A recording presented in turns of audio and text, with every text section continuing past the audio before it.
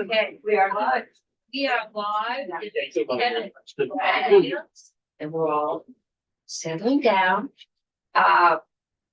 We are going, this is January 14th, and we are going to continue our discussion. We had a presentation the beginning of this week, end of last week, on S220, which proposes to cap school spending for the next 2 years, not this year. And there's a formula, but between 2 and 9%, 2%, 2 to 3% for the high spending districts now, up to 9 for the low spending districts. And today we have, fondly known as the fees. We're going to start out with Vermont NEA and then go through principals, school boards, school business officers, and superintendents. So get their take on what that would mean to the people they represent. I think there's some agreement that doing nothing is not an option, but that's as far as the agreement goes amongst everybody. So we're trying to find some consensus here. Okay, welcome. Thank you. Good afternoon. My name is Jeff Bannon, the Executive Director of Vermont NEA. I'll take a quick diversion into the way you started. We and our friends in School Board Association, Superintendents and Principal Association do work together collaboratively. We understand there are changes necessary, and I think we're going to look at that holistically in a way that will work for the entire public school system and the publicly funded school system, I should say. And I think I can say I've spent the last 2 years on the Commission on the Future of Education, working with all of these people, and it has been a collaborative process. So we know what the problems are. It's agreeing on solutions that gets difficult. All right. So with that said, thank you for giving me an opportunity to speak about S220, which would impose on schools the artificial capitated spending limit without allowing schools the ability to spend above the set amount, even if there were a crisis that demanded attention. We believe this cap, like the several that have come before it, and that were later repealed just as quickly, should be rejected. The state attempted to impose caps on school spending in 2022 via Act 7 of Act 127, commonly referred to as the student weights. And that cap was repealed the next January. Prior to that, sections 37 and 38 of Act 46 of 2015, I think it was, imposed spending caps for FY 17 and 18, and only they were later repealed in January 2016. I mentioned these previous efforts to artificially cap school spending to remind us all that arbitrary spending caps that are imposed on local schools have arbitrary consequences for schools, students, and communities, and they do speak up. Which motivates later repeal, I think, in many cases. Additionally, even as S220 is drafted, it may have harmful effects on lower spending communities that could violate the Brigham decision. I know I thought it was 3 to 2. There's a window. The lower spenders get more and the higher spenders get less. I understand that, but what we found, we already have a problem with the amount differential that some schools spend on students, and a cap, even if it allows for some greater spending for lower schools, as did the previous attempts to impose artificial caps, very likely will increase the divide between high and low spending schools. I think we'll exacerbate that problem, not tighten it up. Schools and communities are rule followers, and a number, whether it is high or lower, will become the target, with some asserting they must keep spending low to lower their taxes. In theory, that sounds rash. However, what we have learned in recent years, and even more so this year, is that school spending and taxes are no longer connected. By example, my members report to me lately, very recently, the discussions they've had with school boards that make clear that any spending cap will not have what I believe is the desired effect, which is lower property taxes. So for example, and I'll show this document, ed spending growth of 3% of White River Valley Supervisory Union is being discussed, and it looks like it'll be a property tax increase of 26%. So 3% equals 26%? I don't think so. Ed spending of 5% in Orange East SU will lead to a property tax increase of 30%. And right here in Montpelier, I understand that they are looking at a 2% spending growth, which will lead to a 12% property tax increase. There's a big differential between Montpelier and Roxbury. Roxbury is looking at Bid Roxbury School District, yes.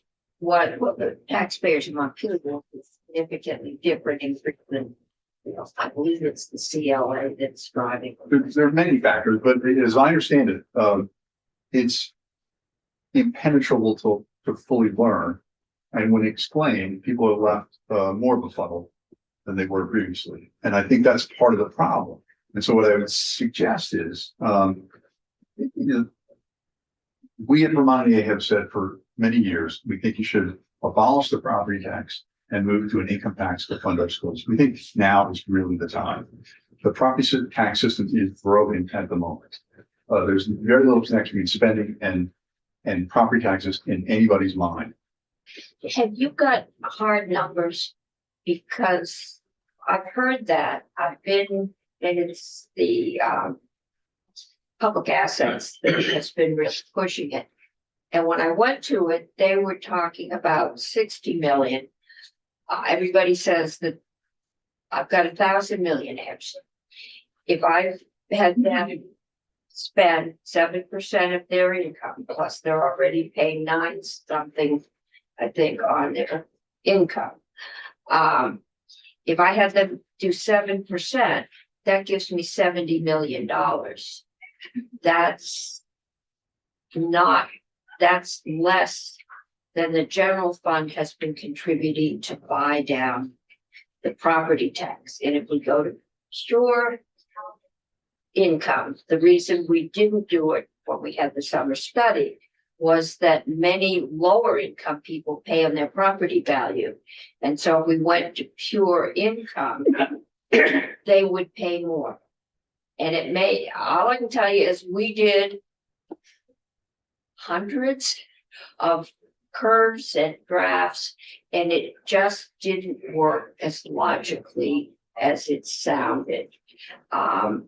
If we put everybody on income, then lower income people in the state would be paying more than they are. I don't recall seeing. Yeah, I mean, that's it. It sounds good, but I can tell you the summer study committee wanted to do it, and we couldn't find a way to make it.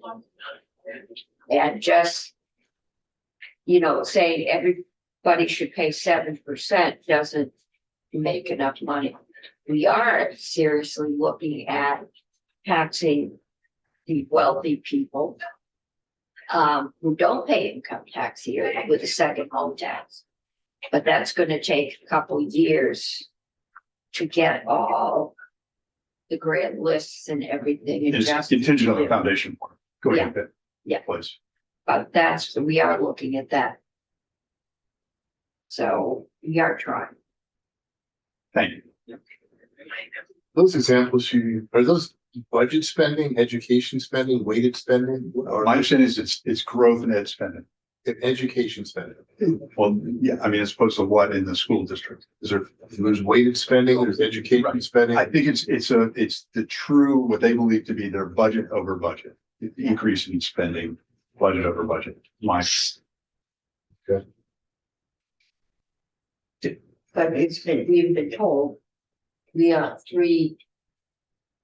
The problem that I think the program put this in is trying to solve is that we are not going to have $100 million next year. And we'll get that confirmed. We'll get on Friday. We've got the revenue forecast. But we're not expecting to have any surplus. So without that 100 million to buy it down while we're doing whatever transformation, if any, we decide to do, that's going to really impact the property taxes. So what do we do? Do we just let it go? And just, it is what it is, and your property taxes are what they are. And let the system make its own decisions, or do we try and do something proactive? What I would say, I would suggest, if I were in your chair, is develop a plan. Say, we're going to move to income tax. We're going to eliminate your property taxes, your local residential property tax. Of course, you still would have a second home, non-resident rate. It may be bifurcated later on, through second home and businesses, which we want to make sure that business folks are not negatively affected. There's no question about any businesses in the state.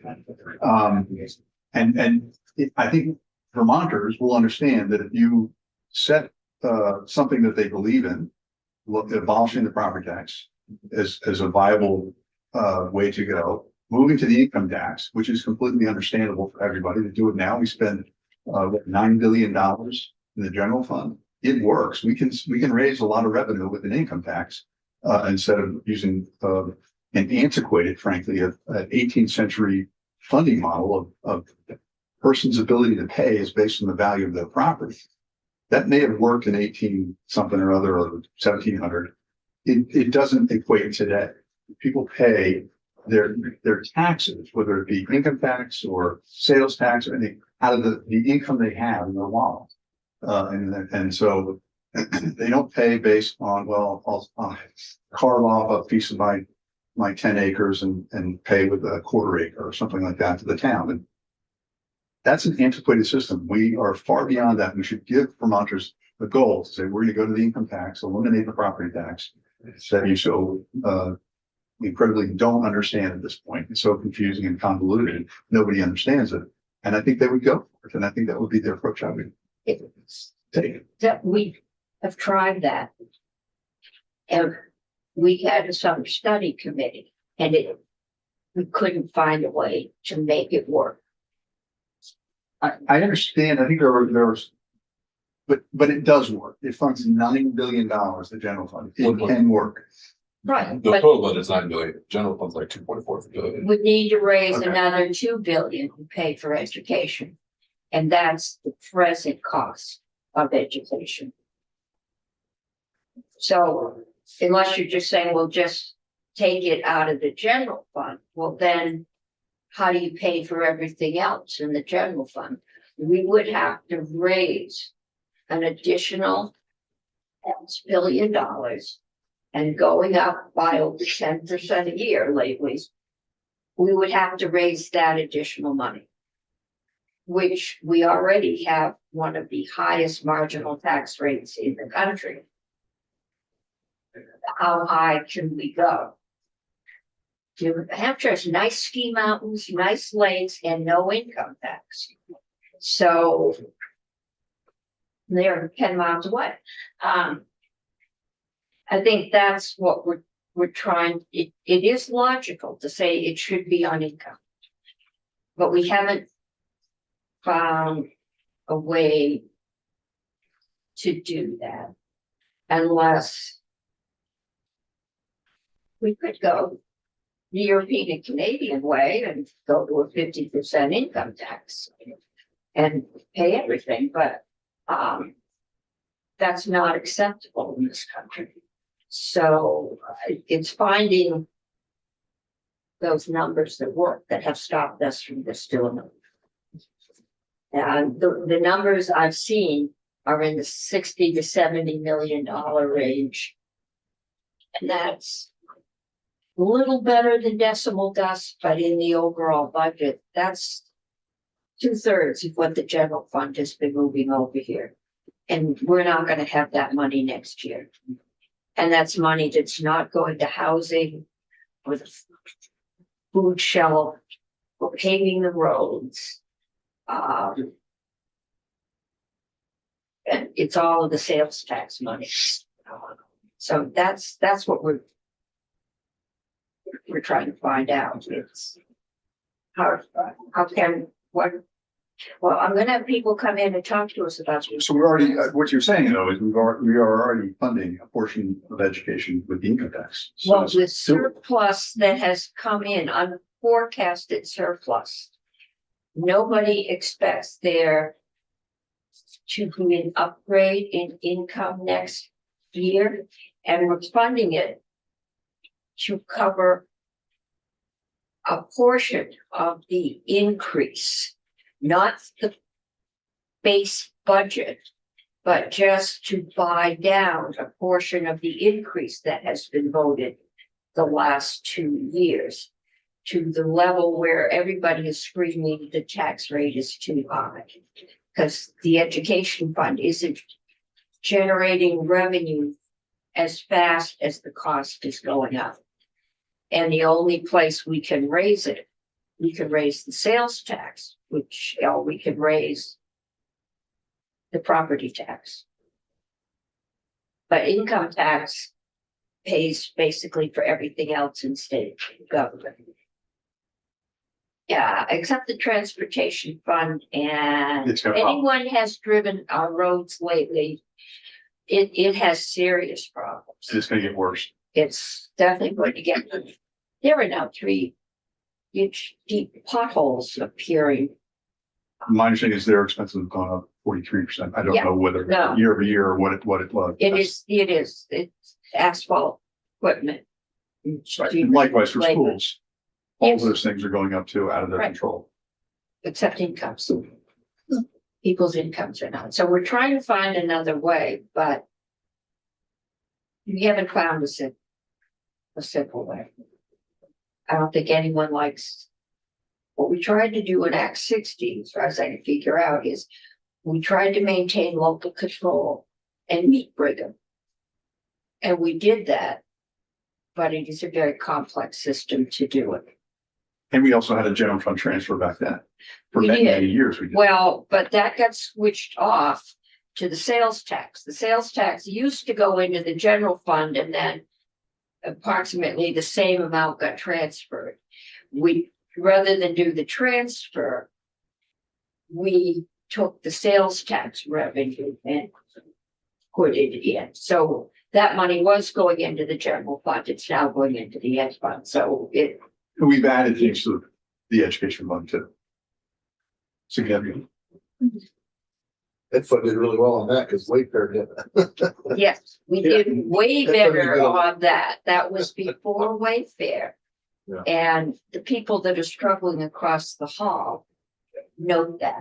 They do. There are other demands on the state budget. And so that's what we're trying to do. And if anyone can crunch numbers, and help us figure out how to do that, that would be helpful. But I think the entire ed budget is 2 billion. 2.5, I think. Yeah, I'm sorry, I apologize to the general fund. yeah. I mean, that's, I don't want to jump ahead really quick on this point. We get about 1.4 billion in income tax this year. We need to fill that property tax revenue. If we just from the residential homes, that means another 700, 800 million that we'd have to raise in income tax. But I think what you're going Right, and eliminating the property tax too, for residents. for residents, Right. which is like 600 or 700 million. Right, I mean, it's the same problem in healthcare. Years ago, still it's. it still is, right? I mean, it was believed, that going to single payer would save the state millions, but the transition was tough. It involved, That was a Snelling report from the early 90s. it's come up twice.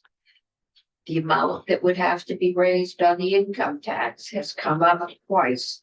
And both times leadership, once it was the House, once it was the Senate, did not put the bill out for a vote because of of the tax increase it would require. And I think we know what the taxes are in countries that do provide all those services. We were born in a tax revolt. Taxes are bad. And that's a very I'm old, but different, not that old. I know. But I mean, it's a very different attitude between here and our neighbors 9 miles to the north. of taxation, and that. Senator Hardy is taking 17, but Um. Okay. I don't want to engage on this debate right now because I feel like it's deja vu, but I'm wondering, one of the things that I think we need to do is address the cost drivers in education, and I know that you all and the NEA has, talked a lot about healthcare, and we're one of the first organizations to really talk about the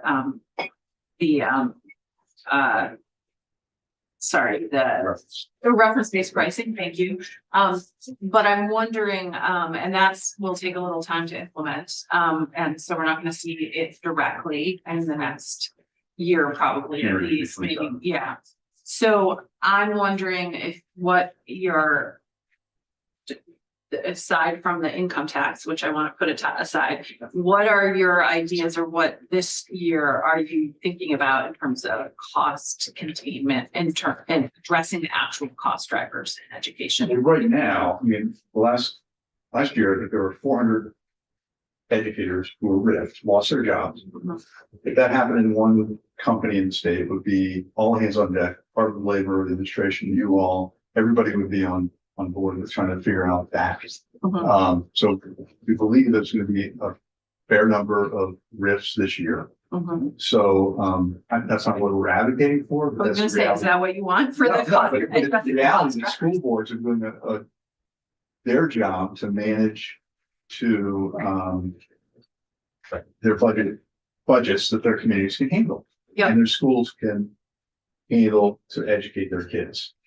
And so I think that's, the number of classroom teachers has actually gone down. Again, we're not advocating for this, but I think school boards are doing what But what are you we all advocating for? So if you're, because I'm here, besides the income tax thing. Well, that's a huge aside. Well, I'm talking about cost, not revenue at this point. So we through reference-based pricing, through changes that the VHI board has made, which we're party to, it's a jointly administered trust. I believe the number I've seen is $40 million reduction.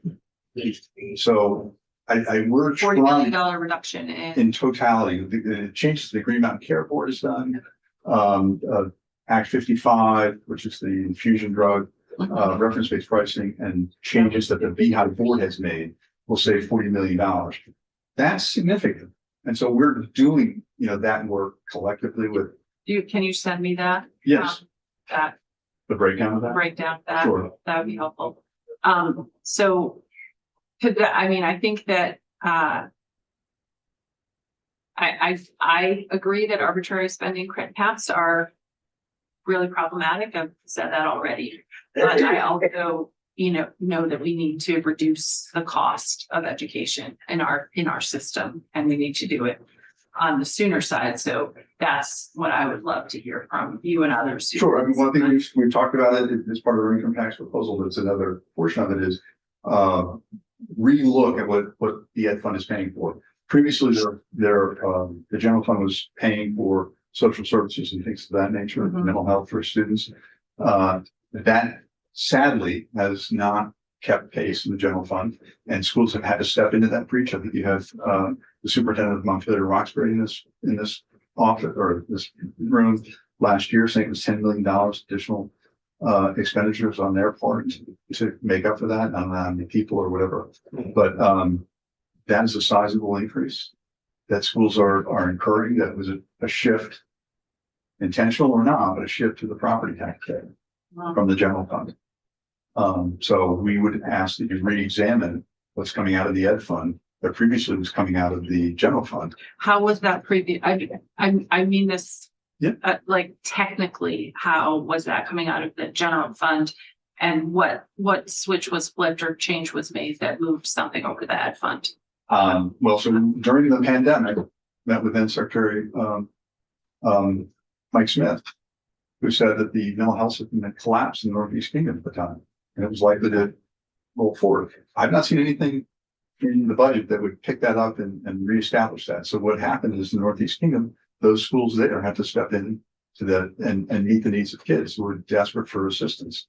And so those people were hired by schools to work with kids because the general fund obligation of the state mental health system. Okay, so it was more of a It's passive fair. change than an active change, like there were I don't think needs it's and intentional. well, there were needs, so schools stepped up to meet those needs. There wasn't something that was done at the state level. It was what was not done instead of what was done.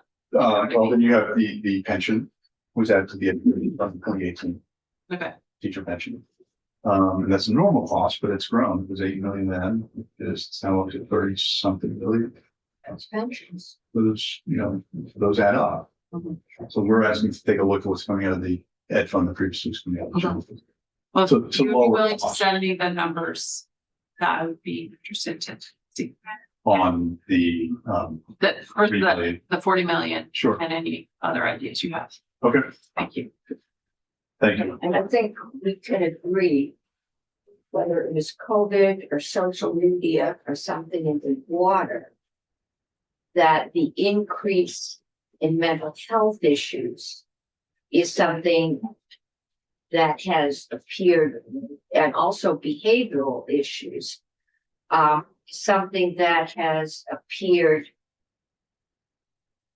since the mid-2010s. It seemed to have started before COVID. COVID probably aggravated some of it. But when my kids went to school, there weren't the mental health kind of behavioral issues in the schools that there are now. That increase in mental health issues is relatively new. We had a conference in May of 2019. You're absolutely right, Senator, where we invited educators, administrators, school board members, outside mental health experts to a conference in May of 2019. It remains the number one issue for my members. And it's national, how we do that. I was just reading, and I think it's Mississippi, since that's the school everyone seems to point to that's made such great progress, but that they are very strict on their behavioral standards, and if you misbehave in school, you're gone.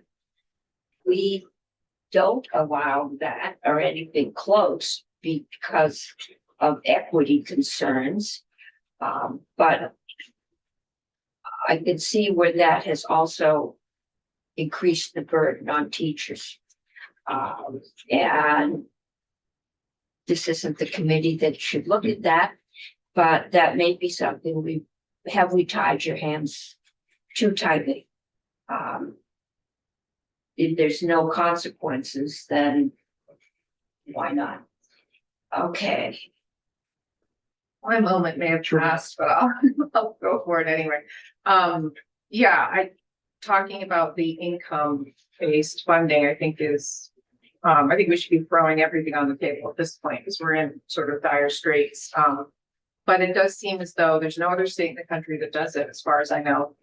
And we talk about it a lot, but until we have hard and fast modeling that we can feel confident about, we're just talking, right? So it's neither here nor there. As a huge public education advocate, as a former teacher, I'm really sensitive to what I'm about to say, but I am also sitting on a school board, and I do think that at some point it would be helpful to hear the connection between RIFs and loss of jobs and negotiations for salaries and benefits, because I do think they're connected. And I know it's a third rail, but it's also the elephant in the room, and it's something that I think we need to be able to talk about. I don't think it's third rail. I think it's an honest assessment. I think my members who negotiate locally with their school boards understand well that salary increases might mean somebody loses their job. They're well aware, and I think that the attrition is baked into that. So people might make decisions that okay, I don't want to see that young new person who came just a few years ago get riffed. I'm close to it. I could retire and I might make that decision. I've seen that play out many times. So I think there's a reality and then the breakage there. Somebody's at the end of their career is making more than somebody who just starts. So that works in the school's favor. So I think that does play out, and my members certainly appreciate well, I think, that there may be a rift and they don't like that. And I will also say they're still somewhat challenged by this because there are vacancies aplenty in the school. So it's we stop hiring people, we stop looking to hire people, and that's essentially vacancy savings. I think the bulk of vacancies are in para educators, and I don't know how many are actual teaching staff, but I just have to say it's hard on school boards, it's hard on communities. It's just very difficult. Well, absolutely, and 80% of the educators are women. The average teacher salary is about $68,000 a year, maybe 70 in the state. So it varies up here, kind of maybe different there, but it's not an average teacher holds a master's. And so we're not talking about people who are overpaid, I would say. I think they deserve every penny they receive. I also say the governor last week was advocating for higher pay for teachers. So, I'm not It's a making tough a job. judgment on that. It would just be nice to acknowledge the tension there, because it is real.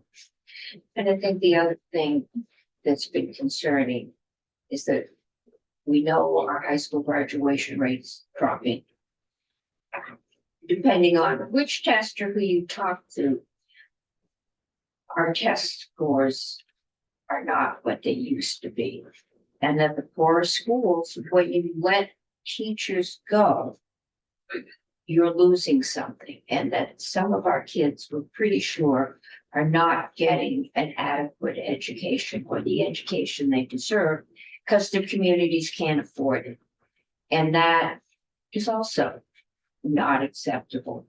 I was warned when we were doing Act 46, one of the reasons to do it was because we could be facing another Brigham type decision based on inequality, based on the wealth of the town, the ability of the town to raise that extra penny if the town's average wage was $30,000 as opposed to the town's average wage was $300,000. We still have that dichotomy. And so that's another issue that's the kids in the end are suffering the burden. And eventually we will, because we won't have the educated people and workforce we need in the state. Randy. There's also the issue in thinking about moving essentially to an income tax based system is that we studied this, I don't know how many times before, probably in particular depth with the Goodwin Tax Commission report in 2011. And one of the things that always concerns us, and should always concern us, is concentrating too much on one particular type of tax for what essentially is broad-based tax. And the strength of using property tax as a system is much more stable than income tax. If you have a recession or some other kind of economic issue, your income tax rate may fall and may fall more broadly than it would on a property tax system, which is, again, one of the reasons to have a system that is based on a variety of taxes rather than solely on one tax. But I mean, I'd have to disagree because the property tax has been extremely variable lately. Extremely variable, and the income tax has not. And while your income and my income may change year over year, in the grand scheme of things, the income tax is very stable and has been more stable, I would suggest to you, than the last 5 years than the property tax. I don't know about the last 5 years. I would question that, but it's again something we can both look at. Right. But I mean, certainly we'll agree that the property tax has been very variable. Property values have have certainly changed. And that's all, no question about it, but none of them has gone away. I'm not going to lay off a property. True, but if the person who lives on and owns that property can't pay the tax on it, But I don't know, I think if we look at property tax, I don't think we've had such tremendous variation in the ability for the property taxes to be met.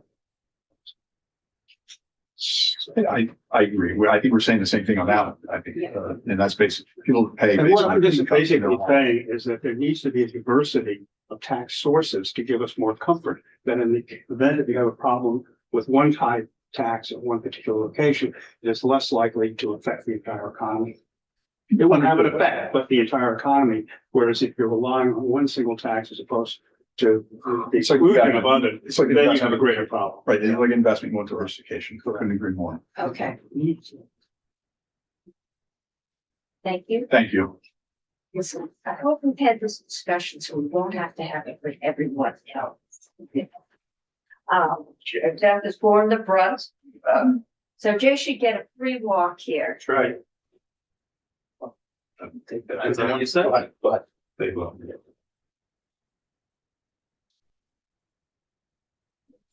Good afternoon, everybody. Jay Goodman, Vermont Principal Association. I'm here to talk about income tax. Really? Here's all- Thank you, yeah. Jess. No laughter at all. Wow. So I'm actually gonna keep my testimony pretty brief. If there's any time left over, I cede it to Vasbo, because they've got some really good testimony today that I want you to see and hear. So the Vermont Principals Association, we oppose any type of hard cap on education spending, especially given the current structure of local control authority and budget approval and board oversight of education spending within our Vermont school finances. So school boards propose budgets that they believe are necessary for the effective funding of the school or schools from which they provide the schools.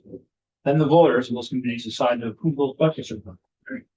Boards and communities are wary of the excess spending threshold and potential local impacts and try to stay below the level already. They make decisions as informed as they can with the information they have when it's time to make the budgets. However, they also have the obligation to provide freedom of education for the students. They have boards of education, not boards of taxes. So we think to require them to cut programming, we need an arbitrary number. And the current budget development and governance construct that we have in Vermont is unfair and believe would unnecessarily require cuts to programming for schools and hurt children in the parts of the state. Education delivery is a labor intensive system. Higher spending districts that are only higher spending because they pay their teachers better. That's one of the big elements that we ever talk about. Then lower paying districts will be forced to cut student programming. Many of these systems, CBU areas cut 80 something teachers in 2 years, are already meeting, in many cases exceeding class size guidelines. And in some of these districts, they have already cut large numbers of staff and programming in response to the financial demands of their local communities in our current context. Hard caps ignore inflation and current labor market reality in Vermont. How do hard caps on education spending help with increased healthcare and other costs that local school boards have no control over? If we really want to reduce education spending, we need to fix the cost drivers that contribute to this issue. Again, with healthcare being one of the most obvious, but there are plenty of others we can examine. We believe that double taxation above the threshold amount is already sufficient enough of a penalty to school districts that feel it is necessary to surpass that threshold and do not believe the state should impose an artificial hard cap. We think this is a further shift away from local control that we do not think is appropriate at this time. Granted, we may change to a different system where it would be and schools be given their amounts, students would be given their amount. We believe that hard caps, controlled numbers, but they have negative impacts on outcomes and opportunities for students. Now, our members, my members, are going to run the schools to the best of their ability, whatever research they have, and whatever they can for the kids that they're serving. So whatever you decide, that we can do it. We do think it's bad public policy. And so with that, I'd be more than willing to respond to any questions as best I can. If you have any. I'm just gonna say a lot of unpopular things. That's today. okay. So in keeping with that, I was thinking, instead of doing a hard cap on spending, are there other avenues that we could take for a short-term relief scenario? And I was wondering about, or as an example, pausing dual enrollment and early college or something like that. Moving universal meals out of the ed fund, are you all thinking about other potential creative ways for a short-term So I don't know if we're all thinking about short-term solutions. Some of the things you mentioned, I've already testified in favor of in the past. I got all kinds of things. People tell me I didn't work his scheme. All I was saying was take it out of the head, don't take it out of the head fund. I wasn't saying don't feed kids. Right. That's an example of that. That's a mandate that we put in the ed fund. Mhm. And then schools go out and meet that mandate and they feed kids, and that's great. You should be feeding kids. But then schools get hit over the head politically by back their prices. Pension piece, is another example of that. When I was a superintendent, when I last was superintendent, only 10 years ago, about 80% of my budget was health insurance. And that same district now is closer to 15. That superintendent there, the school board is there. I mean, that's where I was. They're people like me, they're cheap. They don't want to spend money. And the health insurance is killing them. Yeah, we're Yes, Bill? we are working on fixing that, but again, Yeah. like short-term, Short term, I think the best path forward, and I can't believe I'm saying this, I testified against it last year, but I think it may end up being a situation where you buy down again. At least somewhat, and the real tax impact to people on new taxes is 6% or whatever it ends up being. And we come for the real fixed Act 73, that over the next few years, I think we should stop thinking short term. I think we should spend more time on thinking upstream thinking and planning for the system that we want to have in the future, building that system. Now- what do you think about pausing early college and dual enrollment? I think we should pause early college. Absolutely. Dual enrollment, I haven't given some thought. Okay. Early college, we look at the percentages and numbers, it's kids that were already going to college anyway. Dual enrollment in some places have really helped kids that were first generation families go on to college. So I want to do more thinking about that. Okay. But the early college program is actually incentivizing schools to have really small classes at small high schools. And what happens is the kids that are left behind are ones that might not go to college. Now all of a sudden they don't have a chemistry teacher anymore because the school can't afford to offer chemistry. Okay, thank you. I also mentioned that these are all working together to try to focus on, I would say, alternatives to Act 73. Some things that you can consider as part of the whole Act 73 action. For sure, we haven't been able to agree with that. We've been working on that. And I have some thoughts, and he has some thoughts that we may share with legislative leaders over the next week or so. If we can't come to a resolution that's foolproof, that we think is kind of a real world approach. All things that I've said in the past, in the last 20 years, things that I think actually make more sense now than before. And they do have to do with things like some consolidation stuff may be necessary. Some governance changes will be necessary. I'm looking forward to seeing that. I hope it plays nicely with the report from the task force. Your report is in there and I lean into your report. I think others would too, but not as the only answer.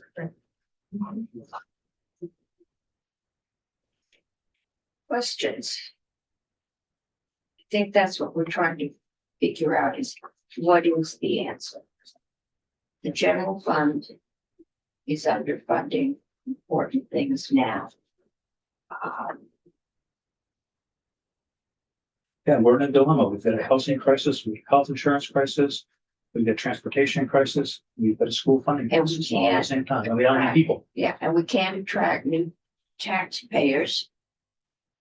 Can't attract professionals that we need, teachers, nurses, doctors, because of the housing costs and the tax burden. Next week, I'm hoping we're gonna take a look at our tax classification system, income tax.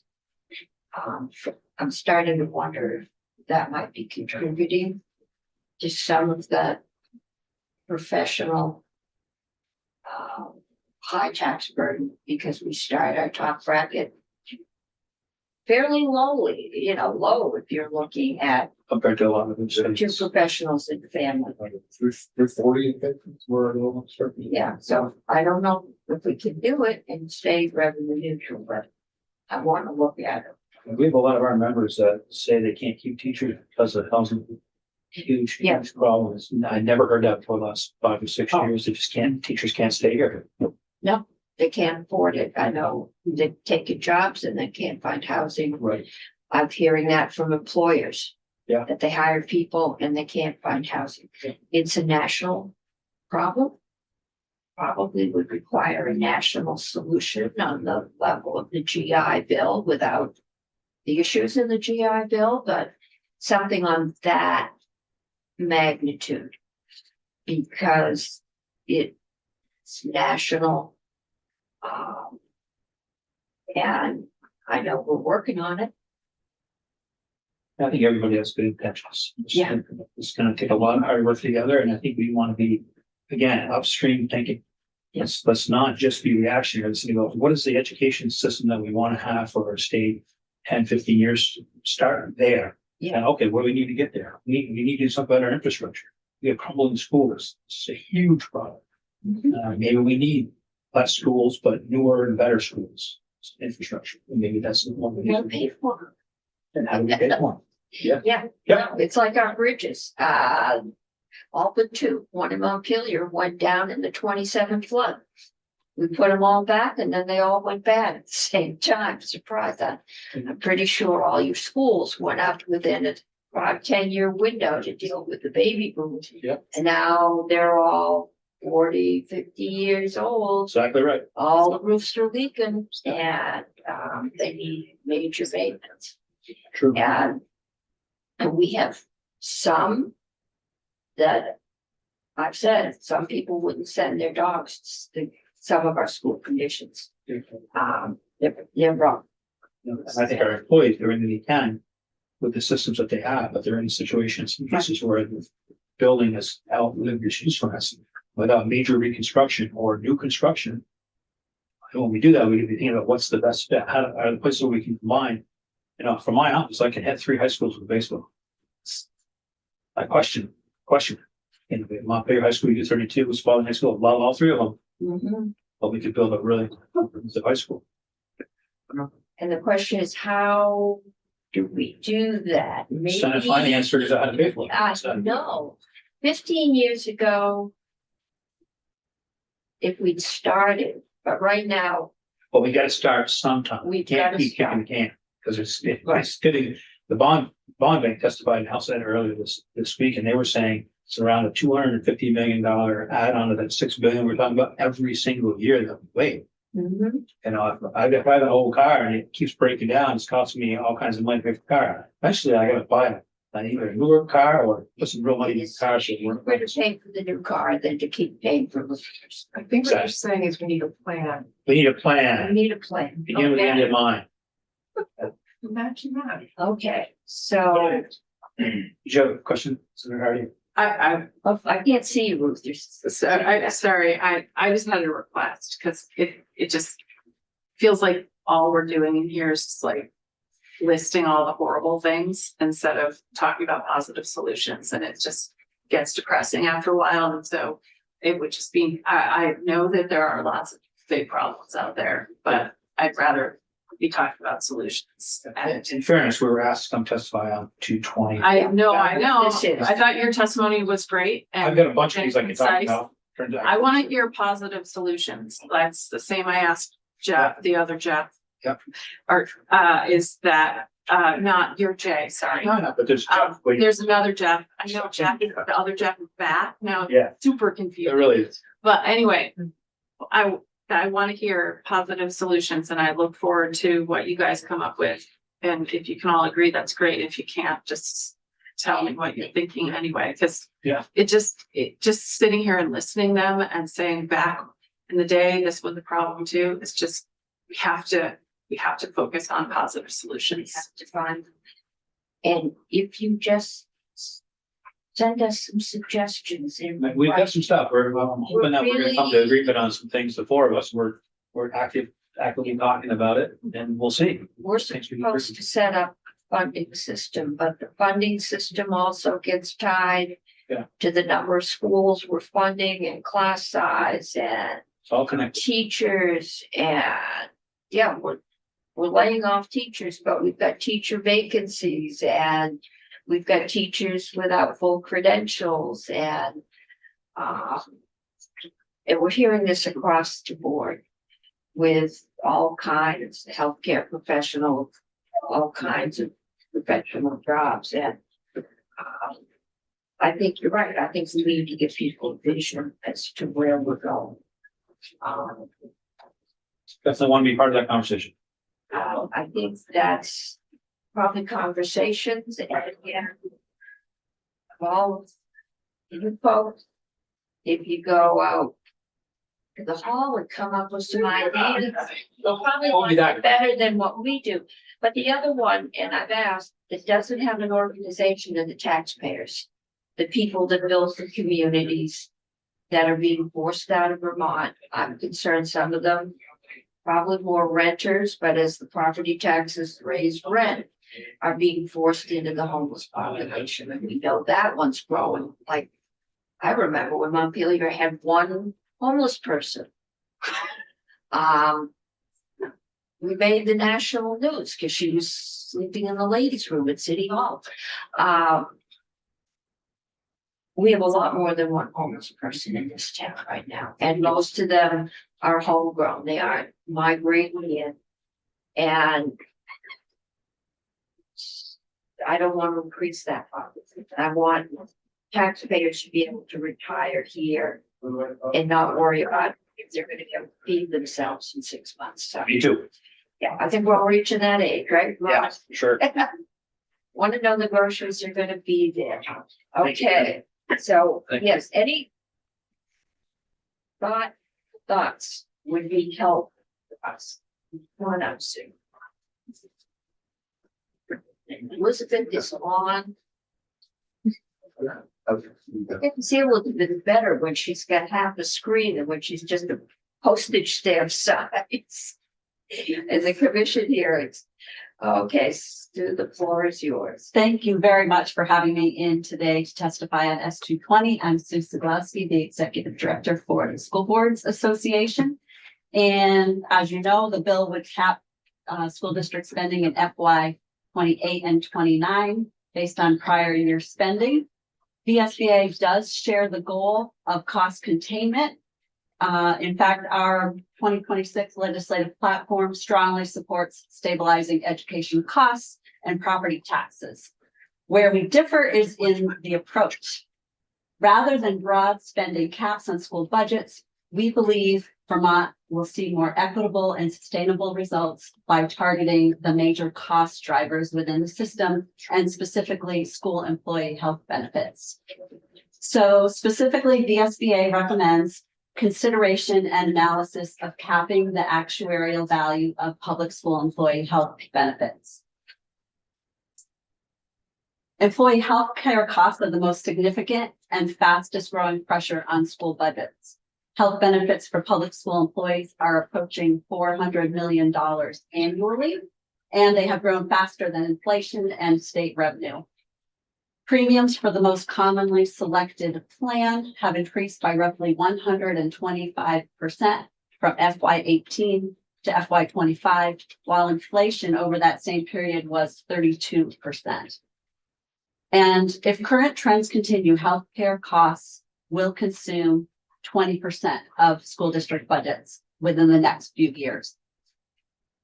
This is not abstract at all. Every dollar absorbed by unchecked benefit growth is a dollar unavailable for classroom instruction, student supports, staffing stability, and our facilities. Local boards simply do not have the tools to manage this cost driver under the current structure. For that reason, in addition to capping the overall value of health benefits, the VSBA urges the legislature to modernize the system governing public school employees' health benefits by revising the Commission on Public School Employee Health Benefits to include independent, neutral members focused on solution rather than adversarial negotiation, requiring a single statewide health reimbursement arrangement administrator to reduce unnecessary variation and cost, expanding arbitration criteria to include comparability to the Vermont Health Connect plans and the impact on education spending, and importantly, allowing blended arbitration outcomes instead of winner takes all awards.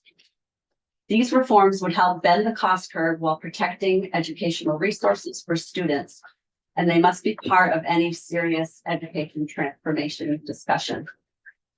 A House bill will be introduced soon that provides detailed language, and I've provided a handout with my testimony explaining why this issue matters so much to students and taxpayers. So that is posted on your website. In closing, real education transformation requires addressing the structural drivers of cost, especially health care benefits. Without addressing those drivers, reforms risk raising costs, disrupting students and communities, and missing their intended outcomes. The SBA stands ready to work with this committee to advance thoughtful reforms that protect students and taxpayers and deliver a stable, equitable, and sustainable education system. Thank you.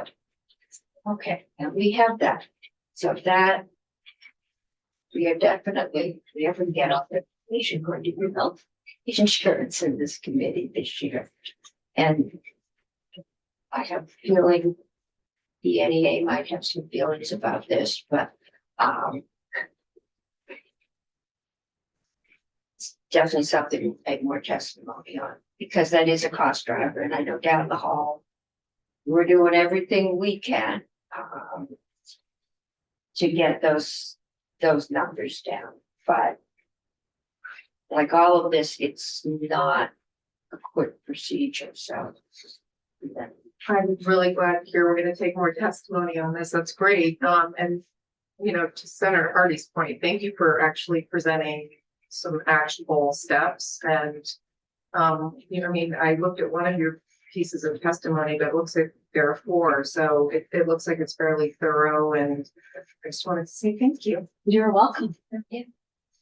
Okay, any other questions? Thank you. Okay, Elizabeth Jennings is up on Zoom. Welcome. Hello, thank you everyone for inviting me to provide testimony today. I am Elizabeth Jennings. I am the current president of the Vermont Association of School Business Officials. And as Ann shared before, I was on the commission with a number of these folks earlier this year and throughout last year.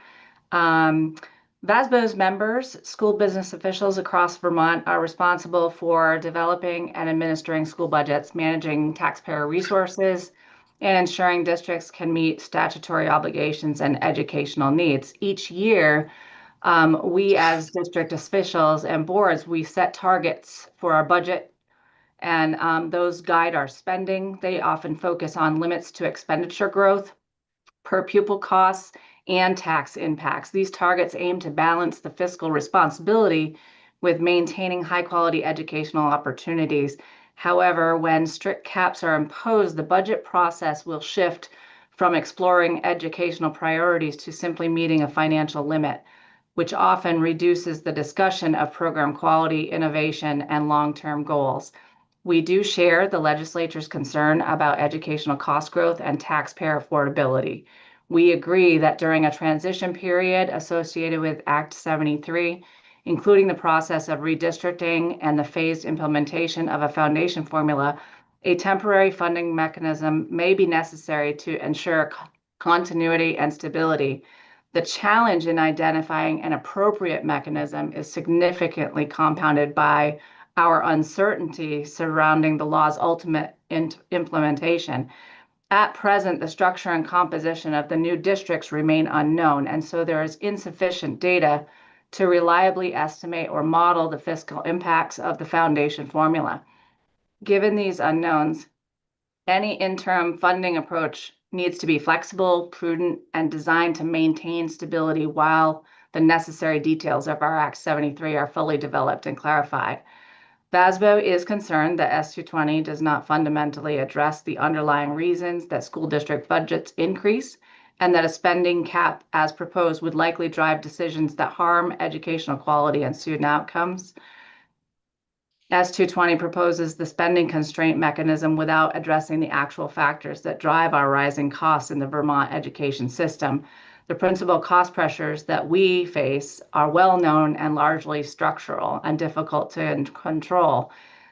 These include negotiating salary increases, health insurance inflation, which are outside of control and have experienced sustained growth well in excess of the 3% annually, rising tuition costs to independent schools, and costs associated with our aging facilities.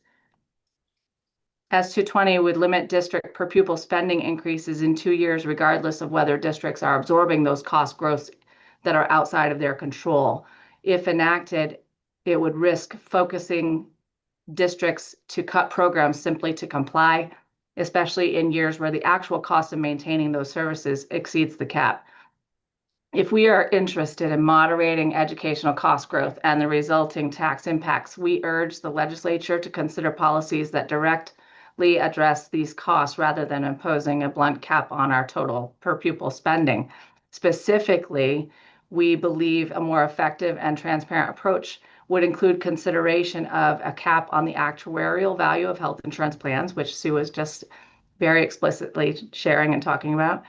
This would address one of the fastest growing and least controllable components of the school budgets. We also suggest reasonable growth parameters on salaries negotiated through collective bargaining, recognizing both fiscal sustainability and workforce stability. And a growth cap on tuition rates charged by independent schools, which would ensure that tuition obligations grow in alignment with broader fiscal capacity.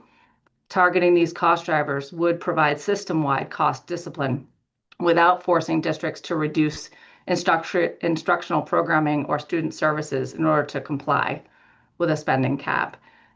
VASBO believes that cost containment policy should be aligned with the sources of the cost growth, not imposed downstream.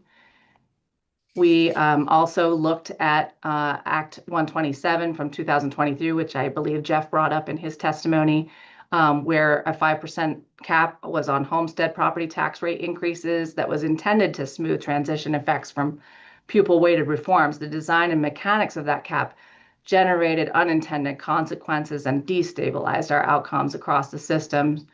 Even in early projections, it looked like every district would have been capped in FY25, regardless of whether the cap was necessary to protect taxpayers in that community. VASBO observed the presence of the cap created also a strong incentive for districts to spend up to the limit, even when doing so was not necessary to preserve programmatic needs. This occurred because districts correctly understood that once our capacity is lost, it's difficult to rebuild. Future years are going to become more difficult, not easier.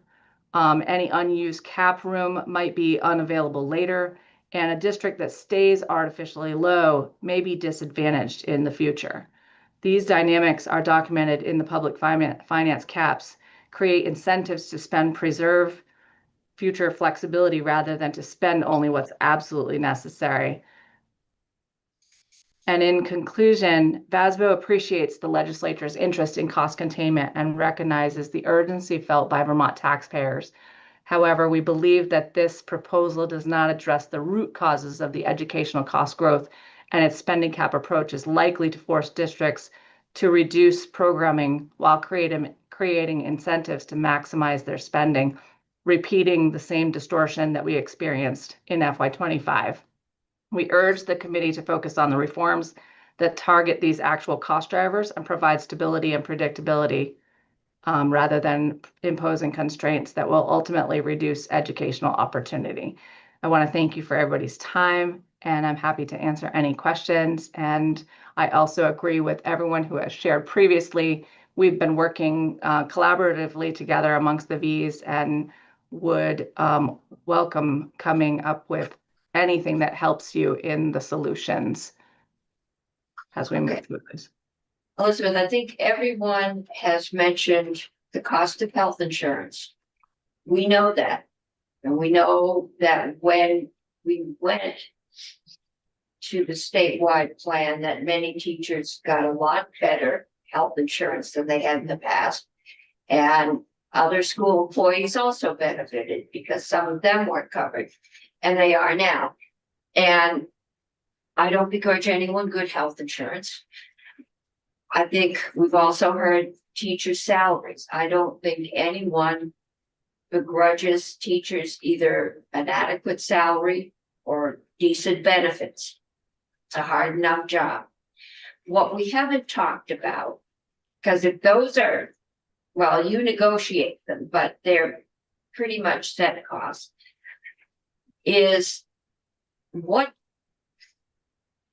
that's what it costs. That's what you pay a teacher. You get reimbursed from the state on the number of pupils that you're teaching. So how many students in a class does it take to cover the cost of the teacher? Because I think that's the one issue we haven't talked about. If you're only getting $20,000 from the state and it's costing you $40,000 for that teacher to teach, you're losing, $10,000 in there per class. Has anyone calculated very simply what, because that I think is the other discussion that's going on. At what point can't you afford to pay a teacher to teach a class? Which means in smaller schools, if you've only got 5 kids that want to take, language in 8th grade, those 5 kids aren't going to get language. Or if they do, it's going to be very expensive because your teacher set is cost is pretty much set by contract. So the one variable we can play with is class or district or school size, because we know we can't impact the cost of healthcare with any rapidity. We can't solve the cost of housing, which goes into teachers' negotiations, cost of living. With, most of those factors are beyond our control. We can work at them. The one thing we can control is the organization of our schools. And we have had various proposals from 5, well, I think we started with 1 district and down to how many do we have? And, and then within those districts, how many schools? And that's the one thing we can control, so that we get class sizes or numbers of students that make it viable to pay a teacher a decent wage with decent benefits.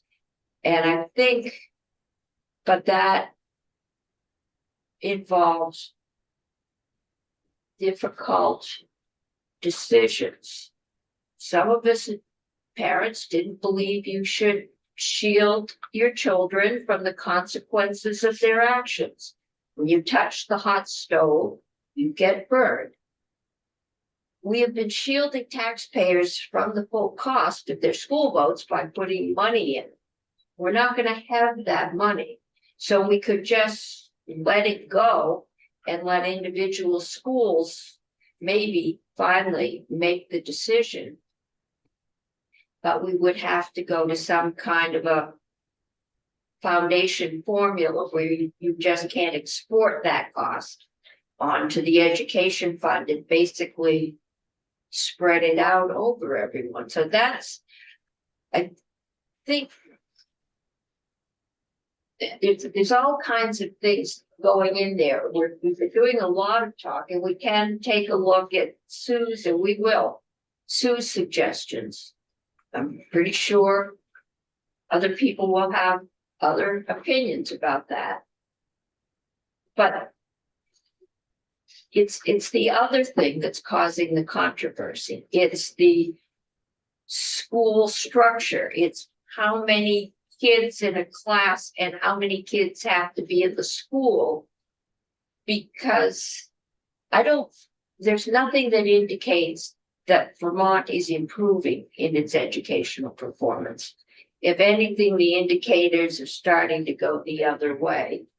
And I don't think we want that to happen. But we also know that the cost of living here, we don't control the cost of food or gasoline. We have some control over taxes, but that means we have to cut services or something.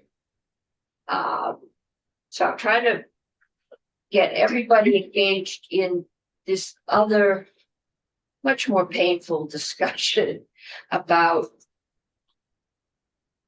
is there, and does that have to wait until the pain locally is so terrible that we will make that, or is there some way for us to encourage it? I'm gonna let Sue and then Elizabeth and then a question. I feel like there might have been about 25 questions embedded into everything you just said. So I don't know that I can target every single one and give you a really solid answer.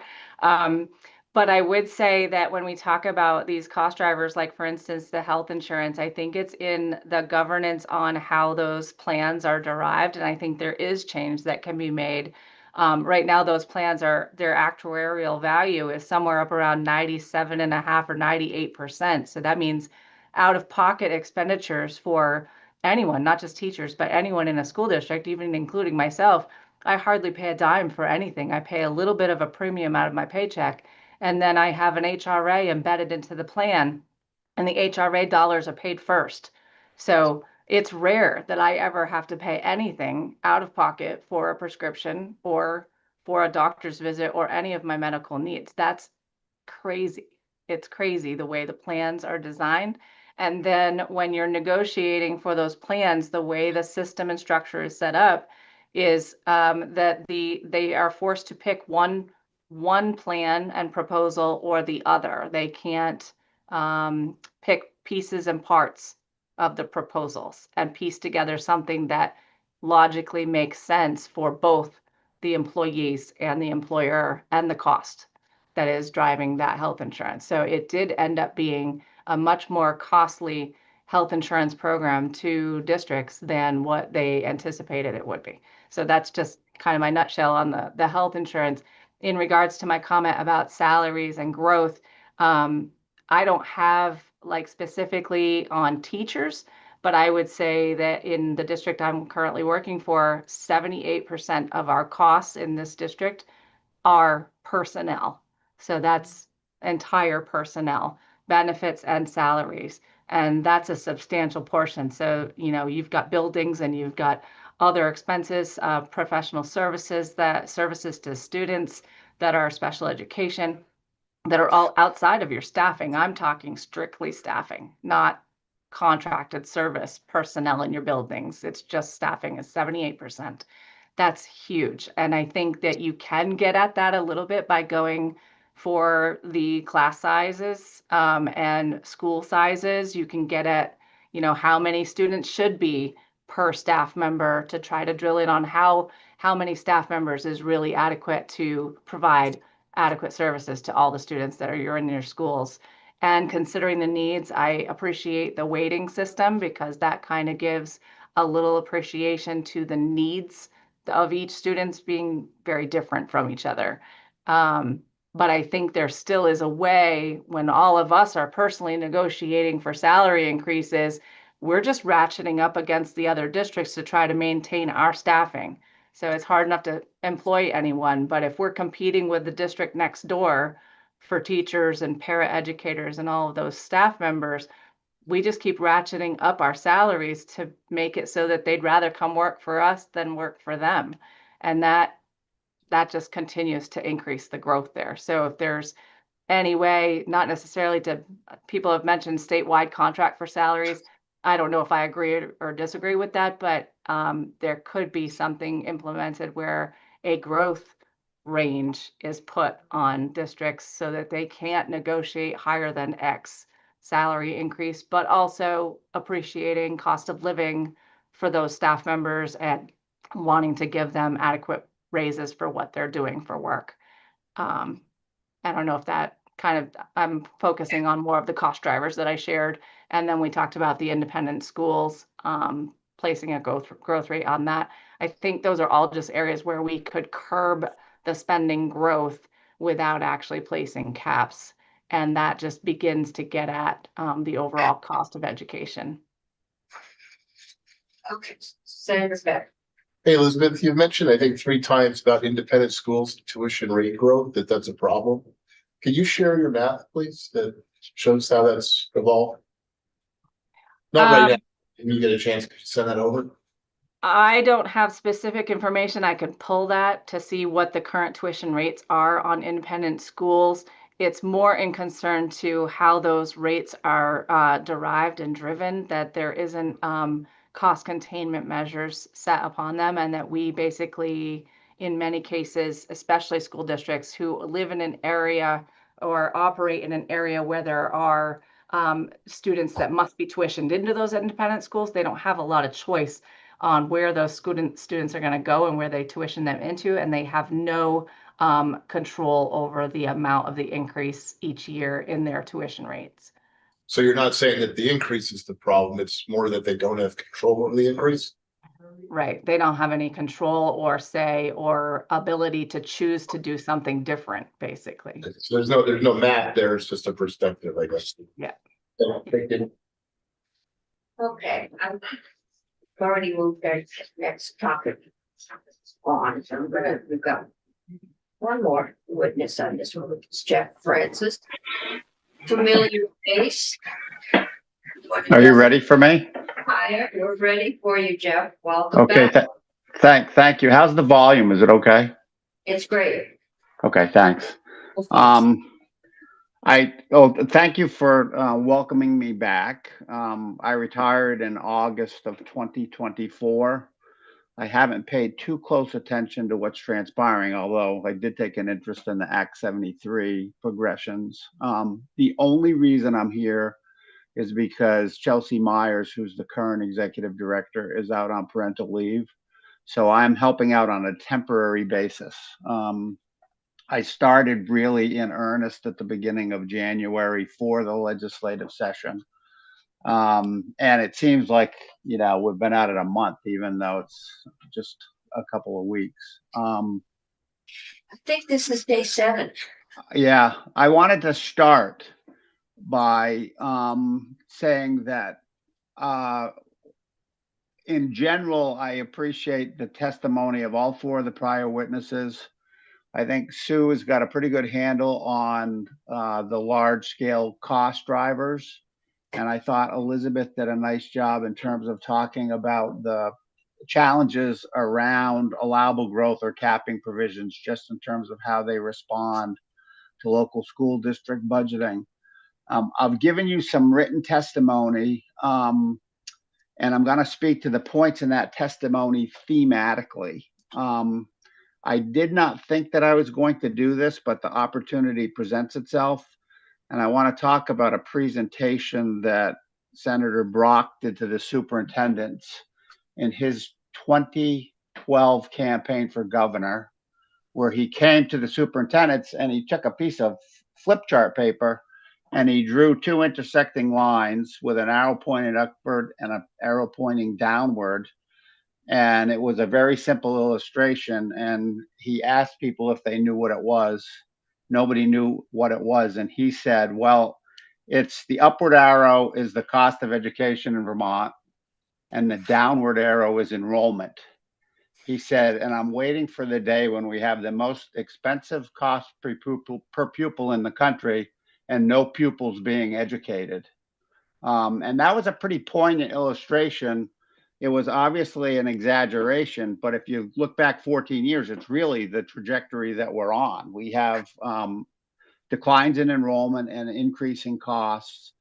And I think, and this is based on my observation, that the General Assembly, in its efforts around Act 73, really has, I think, perhaps in the most consequential movement ever, are working to come to grips with the organization of the delivery system in an effort to get a handle on those costs. And, I did a ton of work on Act 46. And it pains me when I hear people say that Act 46 didn't accomplish its goals. I think that the follow through was not what it might have been with regard to all the participants, including at the state level. But I do think that it illustrated that we were going to get a better handle on the cost structure in public education. If 1, we worked together, and 2, we worked with the school district configuration so that we could get things like economies of scale. So I wanted to start with that. Sue Siglowski did a nice job with the major cost drivers, as did Elizabeth. And I think that the state's got an obligation, and by necessity, healthcare, housing, the economic development factors, the number of people that are employed, the capital construction needs of the state, all have to be addressed, I would say, as much by statewide policy than anything else if we're going to contribute to resolving this issue. Local school districts have to turn into the issues, and they are. I think everybody is, in order to get a handle on the costs that they control at the local level. And being mildly redundant here, Act 73 was intended to do that. Now shifting to the points in my testimony, when I realized that the redistricting task force report was not going to be well received, I would say in some ways on political grounds, I thought it was going to be problematic, and it did prove to be problematic. So the redistricting task force, I thought, did very, very good work in terms of the solutions that they were recommending. And based on what they heard, we heard from the governor at the time. I think it's fair to say that that he was disappointed that they hadn't emerged with maps. Senator Baruth, I think it's fair to say, had the same concern. And then lo and behold, there was a bill to not put allowable growth on in 27 and 28 fiscal year, in 28 and 29 fiscal years, but in 27 fiscal years. And my reaction to that, because I was with the Superintendent's Association back in this interim capacity, was that at a time when we should all be working together, that had the potential to be disruptive. Now, very quickly, it shifted to 28 and 29, because I think there was a recollection on people's parts that the allowable growth factors had not worked in their prior iterations. So there was a course correction. But to me, it was a reminder that everybody, in as much of a nonpartisan basis as can be achieved, cannot take their eye off the prize, which is the reorganization of the delivery system and an effort to get a handle on control of the cost, much of which is in Act 73.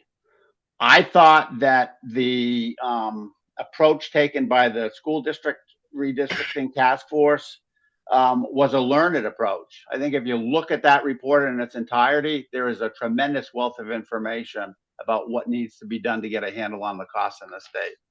I also understand that there's a real sense of urgency around it. So it needs to be approached that way. Thus, my last statement in my first bullet, which this is a time when all parties need to be working together. I've not heard as many statements from superintendents as I have heard in the last couple of weeks about, yes, we know this is a problem. We're eager to work with all parties involved to get that done. I realize the devil's in the details, but there is a commitment on the part of the Superintendent's Association to do the work. It was in evidence in the joint hearing that they had with the House and Senate Education Committees yesterday. That was the first point. The second point, and this has already been covered by the prior witnesses, in general, capping mechanisms are not useful public policy. They don't do anything to address the cost drivers. They have the potential to set up conflict between local officials and state policymakers. Even though they're attention grabbing, I think what we've seen in Vermont, given the disparate nature of our delivery system, is they don't even work. They don't work because the costs across districts in this state play out differently. You've got capital needs that are being tended to. You've got variability in the teacher salaries and contracts. You've got all different sizes and configurations in terms of school size, classes operated, tuitioning or not tuitioning. You got special sort of bonus elements that you have to contend with, like PCBs, for example. So to cap that on a graduated scale and then expect a participatory response on the part of local school officials, you're not going to get it. So at the very time when we all should be pulling together, the potential for this public policy mechanism, particularly if it been applied for FY27, was going to get the opposite result of what you want. So I wanted to say that. The third thing that I will say, which is a notwithstanding point, is as I consider the transition from the current funding system to the foundation formula, and I had a brief exchange with Secretary Saunders about this, you may find that you have a need for some cost mitigation strategies in the transition years. And I don't know whether that would be allowable growth or not, and I'm not even sure how it's going to be managed. But as you move from the current configuration of school districts to the future configuration of school districts and an adjustment to the education funding system, it may be that you will have to say, we are going to impose, for lack of a better term, caps, for example, in order to manage the money through the transition years. What I say in my written testimony is if that comes to pass, it has to be done extraordinarily thoughtfully.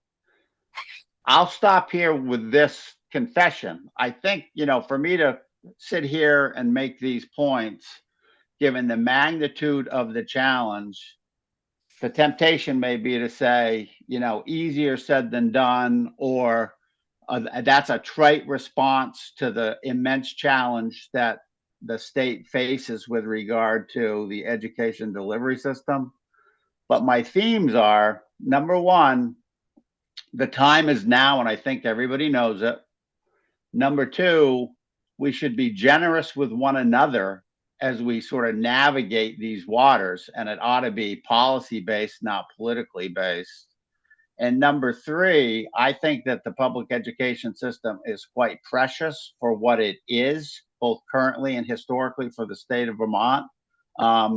And to the best to the best of your ability, if you can preserve all that's good about it while you make the necessary adjustments in terms of opportunity for student and cost structure, that's the way to go.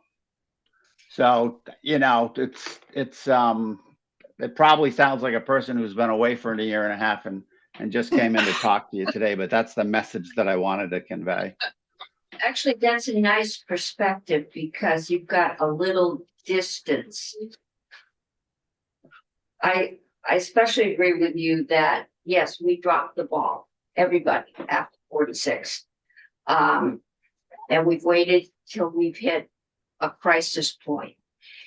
And we've lost the kind of luxury of having a large amount of time. And to me, the question is, how do we move this forward? We've got 4 committees. This committee at some point is going to have to set a tax rate for this year, and everyone's going to hate us. And they're going to hate us more next year. And how do we get this talk going, and how do we get the discussion out into the hinterlands with the people whose children, or just the people, both taxes and children educationally, are going to be most effective? I think we know that if this becomes a political football, that everybody, but most especially the kids, are going to lose. I was disappointed that the governor pulled his my way or the highway, because I don't think we're going to get Act 73 through exactly the way it was written. We don't get any major bill through exactly the way it was written. We always notwithstand and restand sections. And so any thoughts, and this is to the entire system, of where do we proceed? We've had a task force, we've had a commission, We've had other groups set up. And we aren't really any further ahead now than we were a year or two ago, except we have some more information. Know everybody's name, and probably the names of their pets and kids, but we don't.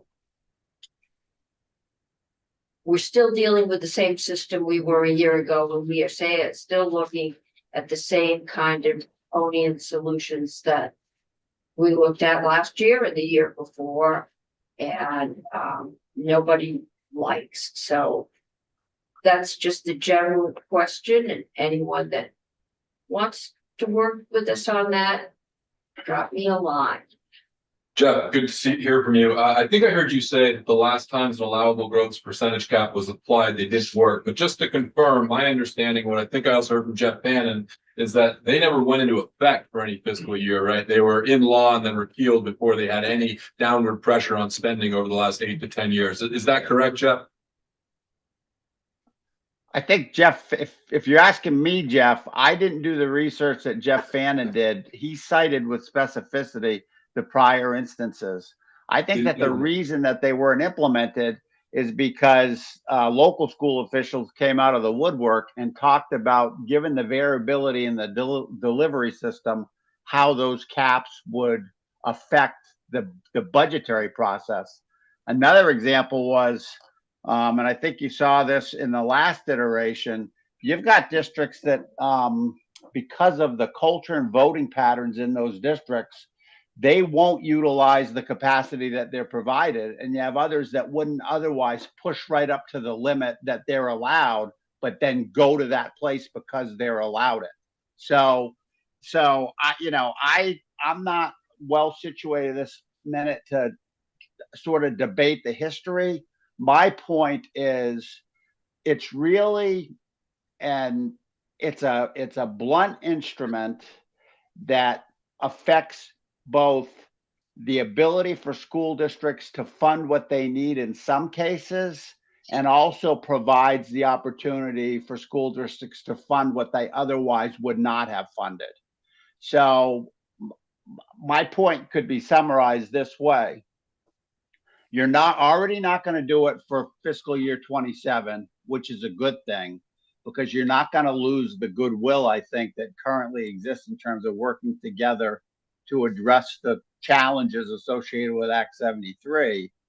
If in your deliberation around S220, you want to look at those allowable growth provisions in the context of what I hope is a progression to the foundation fund, go ahead and do it, but don't do it lightly, and do it in the context of, we need to change the patterns of spending on a school district by school district basis as we move from the current funding system to the foundation system.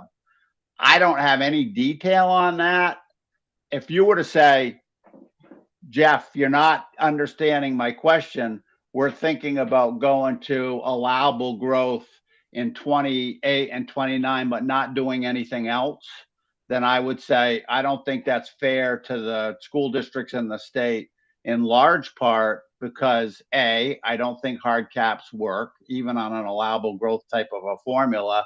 And B, there's so much disparity in the way money is spent on a district by district basis in the state, then that kind of a mechanism, I think, is inherently, if it's workable, I don't think it's fair.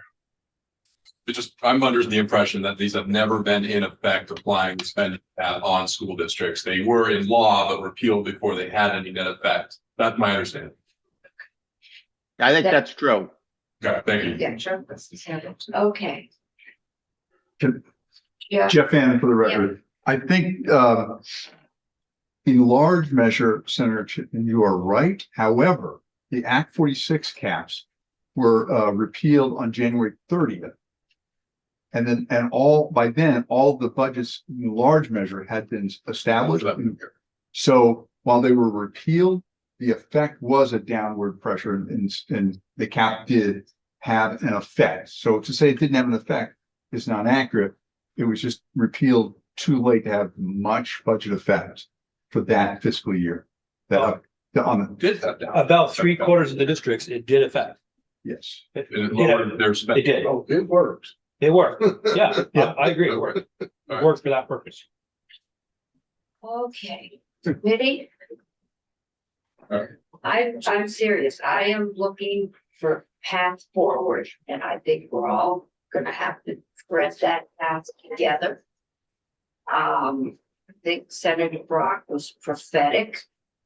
Our costs are going up and our students are going down, and unless we can fix housing and all kinds of other things, that's going to continue. And with that, we have moved Rick Stiegel. We're gonna go just a quick walk through of one of the bills. I'm gonna give you a 5-minute break. Be back here by 3:15, or you will not get